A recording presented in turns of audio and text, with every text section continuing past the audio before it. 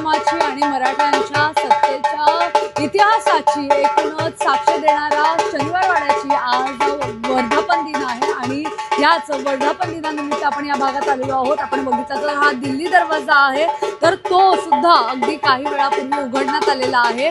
शनिवारवाड्याचा आज वर्धापन दिन आहे। 294वा वर्धापन दिन आपण बघितलं तर मोठ्या उत्साहात साजरा केला जातो। या संपूर्ण शनिवारवाड्याच्या परिसरात सगळी सजावट केलेली आपल्याला पाहायला मिळते।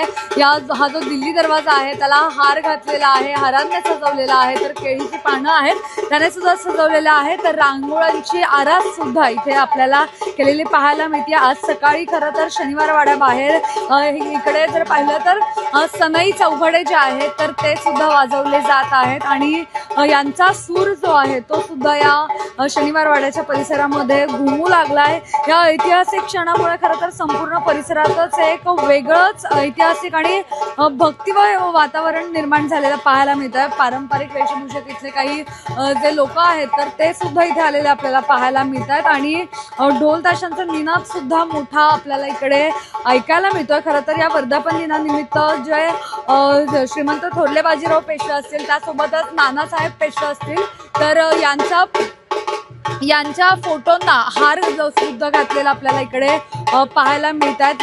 नानासाहेब पेशवे आणि थोरले बाजीराव पेशवे यांच्या ज्या प्रतिमा आहेत तर त्यांना पुष्पहार अर्पण करण्यात आलेला आहे आणि त्यांचं अभिवादन करण्यात आलेलं आहे। यानंतर आता पारंपरिक विधी असतील त्यासोबतच काही पारंपरिक विधी आहेत ते या संपूर्ण शनिवारवाड्याच्या परिसरामध्ये आपल्याला होताना पाहायला मिळणार आहेत। खरं तर हा मोठा दरवाजा जो आहे तर तो मराठा साम्राज्याचा आणि राजकीय, सामाजिक आणि ऐतिहासिक सगळ्याच घडामोडींचा खरं तर हे मानला जातो, साक्ष मानली जाते आणि तोच दिल्ली दरवाजा आज उघडला जातो आणि या वर्धापन दिन जो आहे तर तो साजरा केला जातोय।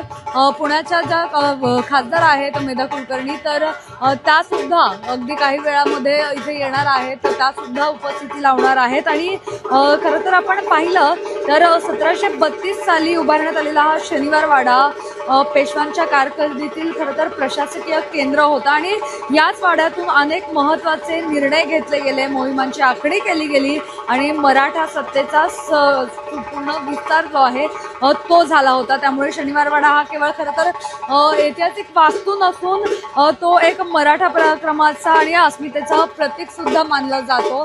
आज आपण पाहिलं तर या शनिवारवाड्याची 294वी जयंती आहे आणि त्यामुळेच वेगवेगळे कार्यक्रम जे आहेत त्या भागामध्ये पार पडत आहेत। शनिवारवाड्याचा खरं तर वर्धापन दिन जो आहे तो या भूतकाळाच्या गौरवशाली इतिहासाची आठवण करून देणारा आहे आणि नव्या पिढीला इतिहास जो आहे तो सांगणारा आहे आणि त्यामुळेच ऐतिहासिक प्रेमी असतील त्यासोबतच पुणेकर असतील तर ते सगळे या शनिवारवाड्याच्या परिस्थितीत हजेरी लावतात, उपस्थिती लावतात आणि या वर्धापन दिन सोहळा जो आहे तर त्याच्यामध्ये सहभागी होताना आपल्याला पाहायला मिळतात। कॅमेरा पर्सन अजय गांगुडेसह मी मोना यनपुरे, सिविक मिरर।